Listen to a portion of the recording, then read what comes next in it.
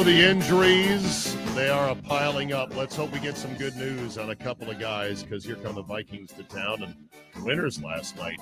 Shocking. Aaron Nagler joins us now. Carry the G Radio will be heard today, noon to 2. You can, of course, listen and consume all the excellent content from Cheesehead TV on their YouTube channel, on all their socials. We are pleased to bring you Mr. Nagler today, brought to you by Miller Lite, Orthopedic Associates of Wisconsin. There's a difference, and by Rogers Behavioral Health. Good morning, Mr. Nagler. How are you? Morning, Czabe. Good morning, boys. How we doing? Happy Tuesday. All right. I know. Yeah, I know. I know. Knowing your visceral hatred of the plastic, phony Vikings. Yes, what sir. did you think watching the game last night? Can I be completely honest with you? Like 1,000% real. I didn't watch it. Didn't watch the snap. Didn't watch the snap. Okay. My girlfriend had been out of town for like a week, and she got back yesterday. So we turned our phones off and just chilled sans football last night. That's fine. So forget what did you think watching it? What do you make of them? But that's a big win for them. They're now 3-1 in their last 4. At home, they always helps. Always helps. Well, hey, and look, 45 passes kept him upright with an O-line that was arguably worse than the Packers. I don't know, man. That's saying quite a lot when it comes to the play of the offensive line for the Green Bay Packers, which has not been exemplary. But I will say this: I try to remind people that what you look like in September is not what you're going to look like in October or November or December. People get these like instant moments from teams and brand them, right, for the entirety of the season. It's a long ass season in the NFL. It doesn't feel like it because they don't play 100+ games like certain other leagues, but it's a long season. And just because you look like something one week, look no further than the Patriots. I mean, people were talking about how are we going to figure out how to get Bill Belichick out of here, and then he just turns around and has a performance for the ages against the Bills and racks up a big win. You know, it is, as cliche as it is, a week-to-week league, and what you look like a couple of weeks ago doesn't necessarily mean that's what you're going to look like tomorrow. So, like, teams start to figure stuff out. Teams start to change their approach. Hopefully, maybe, who knows, that happens in Green Bay. That's my hope. All right. We're going to scrub in on the ER right now. One of the great primetime dramas of all time. Wow, we are dating ourselves here. Nostalgia wash over you. A young George Clooney. Very young. Impeccable timepiece that is Maura Tierney in her prime. Yes, sir. Dr. Rocket Romano, the absolute cold-blooded ace surgeon. Call it time of death. Okay. Injuries. Oh, boy. Let's go through them. Savage calf out for several weeks, it looks like. Yeah? It sounds like it hasn't happened officially yet, but it does sound like he's going to be put on injured reserve, which would mean he would have to miss a minimum of 4 weeks. And then they could talk about bringing him back. Musgrave concussion uncertain. We don't know. Probably, I'll be surprised if he plays this week, but you never know. I mean, we've seen guys. I remember Devontae Adams a couple years ago. He had a monster, hellacious hit by a Bears linebacker on a Thursday night, and we all thought, oh, that's it. We're not going to see him for a while. He was in the protocol, and he literally played the next week against the Cowboys. I mean, Every guy is different. Every head injury is different. But at this point, I'd be surprised. Stokes fights his way back. A long journey back to play special teams. Then 4 special team snaps, and he hurts his hamstring. Do we know the status of him? I guess so that's not important. Anything's possible, but at this point, do you really count on him in any way, shape, or form? No. I feel terrible personally.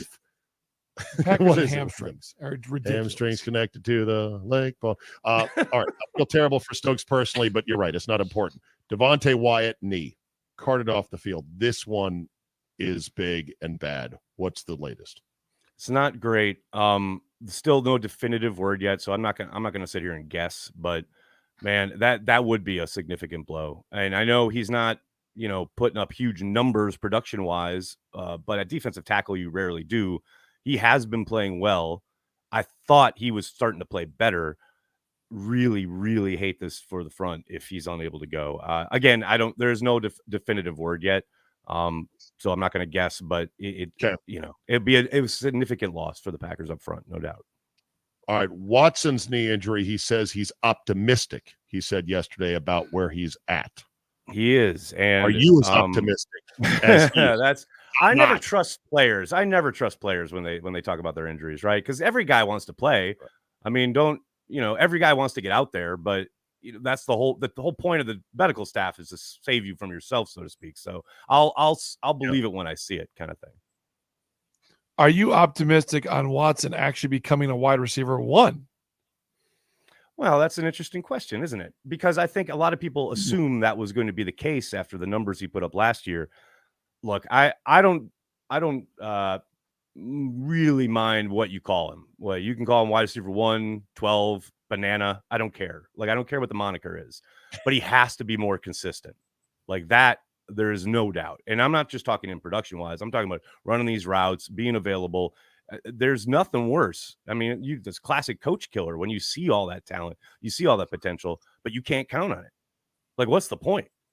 Like, that's great, but I want to throw you the ball, but are you going to fight for it? Are you going to be where you're supposed to be?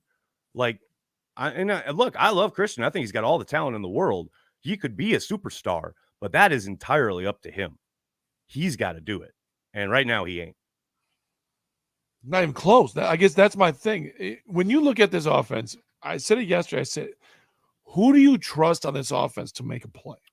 Right. As much as Jordan Love is not playing well, I don't want to throw the blame on him. Offensive line's been tough, and I don't think anyone's winning any battles.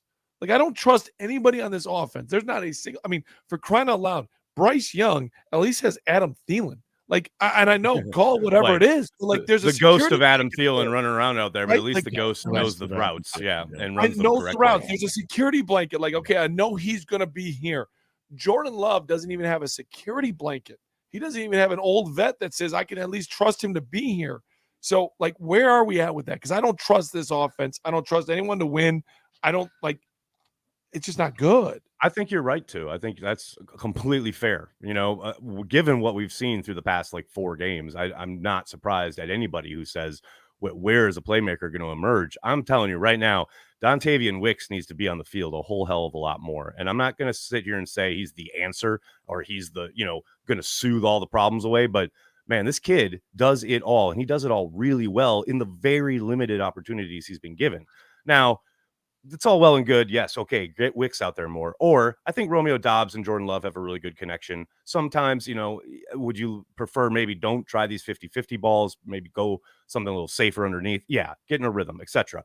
I understand all this, and there's a conversation there to be had. But to me, none of that matters if they don't fix the offensive line. Like, the offensive line is your engine. And right now their engine has a warning light on that they refuse to address. So it's fine. I mean, I understand they're trying to develop. Coming. Yeah, there's pistons fire, and they want guys to develop, right? Like Rasheed Walker's out there. They're trying to develop him. Man, you're developing him at the detriment to your young first-time starting quarterback. That's all they're doing right now, to my eyes, and it's killing this offense. Walker has an inability to drop anchor. Like, he is getting lifted and moved. Yeah, and moved back consistently. Here's the other problem, right? Here's the other problem, though. It's okay. Walker has been poor. I'm not going to say he's been outright terrible, but he's been poor, very inconsistent. You kind of expect it from a former 7th rounder, played all 4 special team snaps last year. I get that. Like, okay, you want to develop that kid. All right. I'm okay. Let's root for the kid. But, man, right next to him is Elton Jenkins, your former Pro Bowler, who is playing poorly. You talk about inconsistent play. Second play of the game on Sunday, he's whiffing on his block. They're trying to go tempo. They're trying to get the offense jump started. He completely whiffs on his block. How about Aaron Jones tackled for -2. It's like, can we get some consistency up front, please? That's killing them. That is killing them. The hold by Jenkins to end the game. Yeah, let me quickly close the book on a couple more injuries. Myers, I saw, caught a bit of a sniper on his knee, returned to the game. Yeah. What's his status? We won't know until Wednesday, anything official, but he did return. He did finish out the game. I suspect he's going to be okay. it was fascinating watching Zach Tom get a handful of snaps at center and look really good doing it. Something I've been calling for, but that's not going to happen unless there is an injury. And I will say this, to Myers' eternal credit, he played pretty darn well on Sunday, better than he has been, which is what you want. And how many times have we heard over the course, because you're talking injuries, right?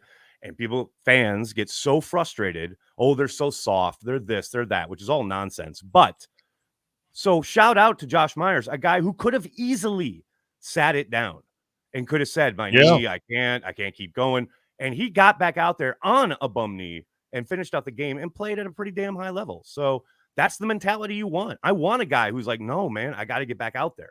So I appreciate it. Josh Myers. Just kind of walking backwards and then steps. And he's like, sniper. I'm like, oh my God, of all the things to get into. And it's non-contact. Those are always the worst. Yeah. Right. Then we got to have Jair. We got to have Devondre. And I guess we're just going to have to cross our fingers and hope this week, right? Yeah, a lot of hoping. I mean, I don't feel good about either of those guys. Devondre Campbell was doubtful coming into last weekend. He's still dealing with that high ankle sprain, which they always linger and they're always tricky. And then with Jair, Coach was asked last week, don't forget, he started that week leading up to the Broncos game practicing, not even on the injury report. Something obviously happened at practice. Thursday, he's limited. And then Friday, he doesn't even go. Coach was asked on Friday, do you have any long-term concerns about Jair? And, he didn't right out say like, yes, positively, there's a real issue here, but he certainly didn't bat it away and he certainly didn't downplay it. So I think this is something, backs are tricky and they do tend to linger. And I think there's a good chance they sit Jair for a while. I wouldn't even be surprised if they put him on IR at some point if they just want to make sure that the back gets healed up. Get him a 4-week down. I get loud noises. I can't. We respond to all bad news. I'm just saying, man. You got to get him right. Got to get him right. Speculation, yes. All right. For more today, Carry the G TV or Carry the G Radio, excuse me. Cheesehead and TV. We'll be on YouTube. It'll be great. That's right. Exactly. Noon to 2 today, right here on the game. Mr. Nagler, as always, thank you, my friend. Thanks, gentlemen. Talk to you next week. Our conversation brought to you by Miller Lite Orthopedic.